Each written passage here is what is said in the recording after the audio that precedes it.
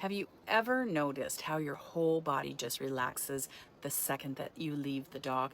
It's true, there's a kind of peace that just can't be found on land. So, what's keeping you from stepping offshore with your real estate journey? I'm not saying that you need to jump into something that you're not ready for. Even in boating, there are days where I've just got out on the water for 1 hour to float. You may not think that it makes a difference, but even that 1 hour can take my whole mindset and shift it like nothing else can. And it shows on the days when I decide not to untie and go out onto the water. My results, they're just different. They're not as positive. The same goes when it comes to buying a house. So many people are waiting. They're waiting for rates to drop, prices to dip. They're waiting for that perfect listing to show up.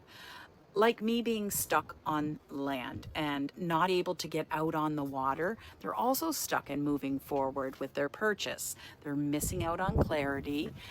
They're missing out on movement. They're missing out on opportunities that have come that actually are there in the marketplace. Like this one couple that I was working with that nearly missed out literally on their perfect dream home. Why? Because they were discouraged on the listing price tag. Does that sound familiar in today's market? The house had almost everything that they were looking for, but the list price was higher than what the market was dictating.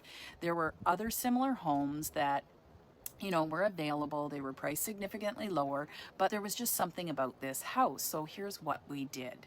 We wrote an offer based on comparable sales, and we shared it with the listing agent about the other opportunities that we were looking at, but we thought we would come to this listing first. We had a great agent on the other end. In this exact instance, I just described, we presented the comparables and we sent them over our offer explaining the buyer's position. With this amazing seller's agent on the other end, we negotiated an offer together. That way, the buyer didn't have to walk away from the house that checked a lot of their boxes and was exactly what they were looking for. Sometimes sellers are stuck and they have unrealistic expectations, but this is what a good agent does. They help buyers and sellers move forward. Look, just like me, leaving the dock when it's not always ideal, sometimes you just need to untie the lines.